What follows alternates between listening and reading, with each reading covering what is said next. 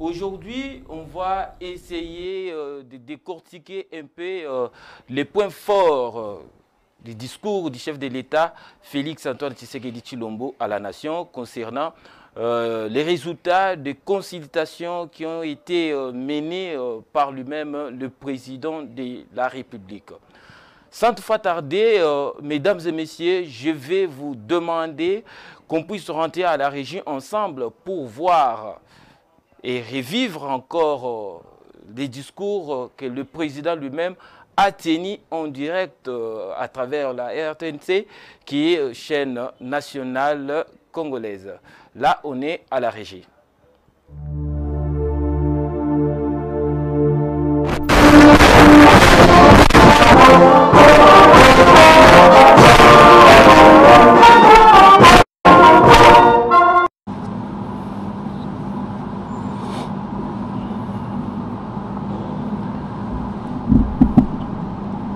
Congolaises, Congolais, mes très chers compatriotes, comme je vous l'ai promis le 23 octobre dernier, me voici devant vous pour vous rendre compte du résultat des consultations que j'ai engagées depuis le 2 novembre dernier, ainsi que des décisions qui en découlent. Près de 3 semaines durant, avec les représentants des différentes forces politiques et sociales du pays, j'ai eu le privilège d'aborder les sujets les plus préoccupants pour l'avenir de notre pays. J'ai recueilli des mémorandas, cahiers de charges, notes, projets et autres courriers, aussi bien individuels que collectifs. J'ai été impressionné par la clarté des analyses et recommandations de mes différents interlocuteurs. Une fois de plus, j'ai ressenti l'immense douleur, doublée de révolte, de mes compatriotes face à la situation d'instabilité et de guerre larvée qui perdure dans une partie du pays. J'ai été anéanti par les témoignages renouvelés des victimes d'atrocités. J'ai mesuré la soif exprimée par tous d'une démocratie exemplaire et d'un véritable état de droit. J'ai compris que notre peuple et la majorité de ses élites ne supportent plus d'être pris en otage par le cancer de la corruption, des traitements discriminatoires, des discours creux et démagogiques. J'ai ressenti la lassitude de nombre d'entre vous, toujours plus impatients de voir des résultats concrets sur le front socio-économique changer leur quotidien et celui de leurs enfants. J'ai pris bonne note des attentes précises de chaque catégorie consultée, ainsi que celles spécifiques aux différentes provinces. J'ai aussi été marqué par votre reconnaissance des efforts consentis pour trouver des solutions aux multiples problèmes auxquels notre pays fait face. J'en suis d'ailleurs regaillardi. À tous ceux que j'ai eu l'honneur de rencontrer, j'adresse mes remerciements les plus patriotiques. Je remercie également chacun d'entre vous qui n'avait pas pu participer directement à ces consultations, mais qui avait manifesté un grand enthousiasme pour cet exercice démocratique. Je suis très fier de constater que les uns et les autres partagent largement avec moi les mêmes aspirations pour notre pays. Tous veulent voir émerger un Congo nouveau, entamant résolument sa marche vers le progrès. Mes chers compatriotes, la responsabilité qui est la mienne est de rassembler tous les Congolais et de les faire progresser. Le devoir constitutionnel qui m'incombe est celui d'être le garant de la nation et d'assurer le bon fonctionnement des institutions de la République. Nous traversons en cette période un tournant décisif de notre construction démocratique. Ce moment nous confère un devoir collectif, celui du sursaut. Un vrai sursaut démocratique que nous devons porter partout sur notre territoire pour anéantir les desseins des cyniques, pour réveiller les somnambules et pour barrer le passage à celles et ceux qui portent la haine et la honte dans notre pays. Je veux le faire avec vous, autour des principes, des valeurs et d'actions. Action pour le redressement moral de notre nation, pour sa réhabilitation sécuritaire, économique et sociale. Pour atteindre chaque Congolais dans son vécu quotidien et que, in fine, personne ne soit laissé pour compte. Mes chers compatriotes, je vous ai consulté, vous m'avez parlé. De tout ce qui m'a été rapporté individuellement ou collectivement, il se dégage une large convergence de vues au niveau national sur les questions essentielles. Vous m'avez parlé de la paix et de la sécurité. J'ai retenu comme proposition établir une administration appropriée dans les zones en proie à l'instabilité et au conflit, le cas de Beni et de Butembo notamment. Fidèles téléspectateurs, l'idée majeure... Impliquer davantage les communautés des zones affectées dans les processus de pacification, proscrire strictement l'incorporation des... Le président de la République, Félix Antoine Tshisekedi Tshilombo, veut le changement de ces pays. Dans tout ce qu'il est en train de chercher, il cherche l'intérêt général. Il veut que la population congolaise puisse mener une bonne vie. Il veut que l'eau et les courants puissent être présentables dans nos maisons, dans nos foyers. Il veut que les enfants puissent être sur les chemins de l'école. Il veut que la santé aussi soit obligatoire pour tous, tout le monde puisse avoir l'accès à la santé. Le président de la République veut que l'agriculture puisse régner comme dans le temps passé dans notre pays. Tout ça, ça demandait la volonté politique. Et la volonté politique, ça n'incarnait tout seulement pas d'un camp, mais ça demandait l'intégrité de tout le monde. Ça demandait que chacun puisse apporter un pas dans tout ce que le président de la République propose pour le bien, du Congo, du peuple congolais.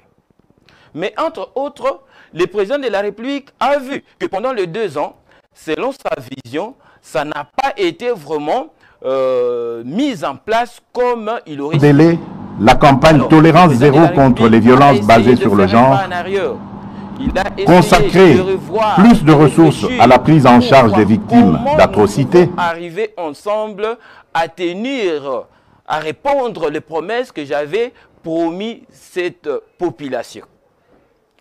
Il s'est posé des questions, comme il est l'homme, il est humain comme tout le monde. Il a accepté de faire appel à tout le monde. C'est de là que le président de la République a initié les consultations nationales.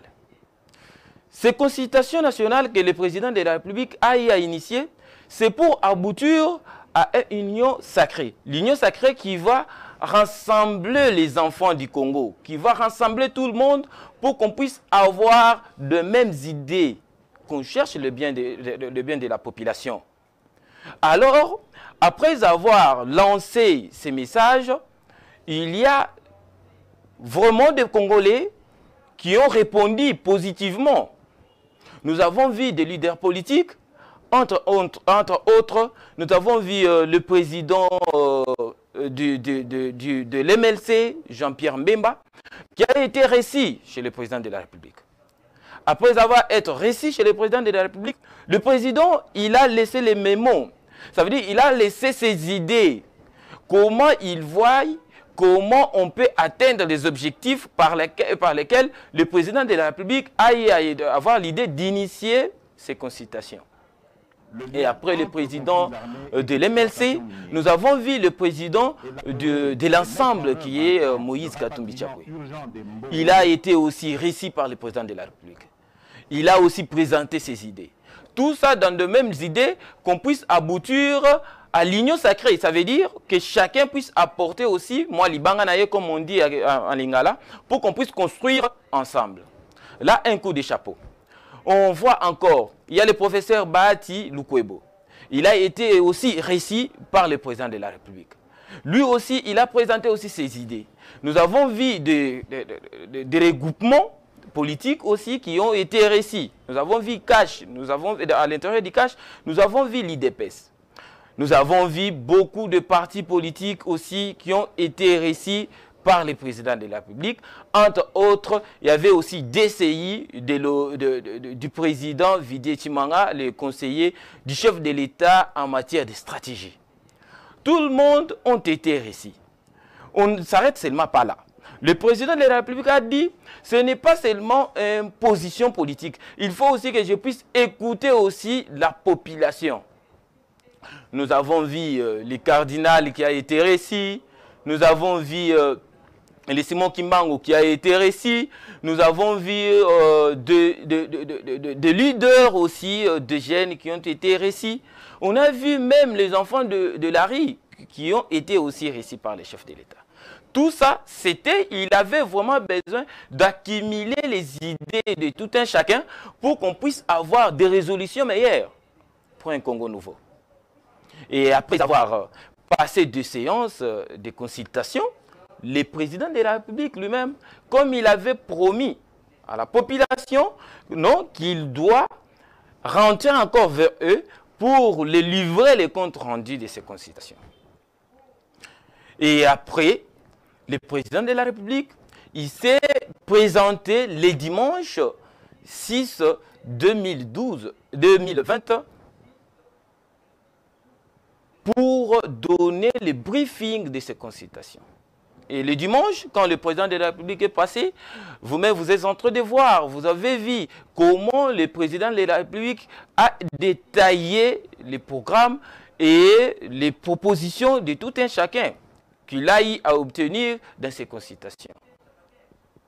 Pour le peuple congolais, tout le monde ont été, pour la majorité, ont été satisfaits. Nous avons vu des déclarations et des déclarations de gens.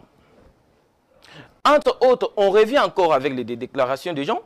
Nous avons vu le président de l'ensemble, Moïse Katumbi, qui a dit qu'il a été satisfait par rapport à la sortie vibrante du président de la République, qui a voulu que l'intérêt général soit à la première position de sa vision.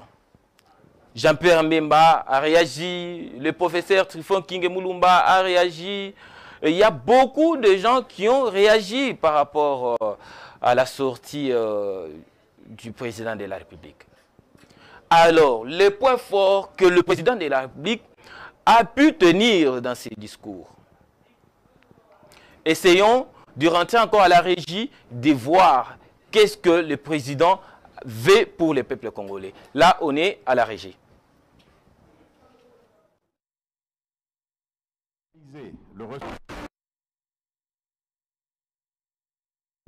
D'être pris en otage par le cancer de la corruption, des traitements discriminatoires, des discours creux et d'un Congolais nouveau, en investissant davantage dans le capital humain.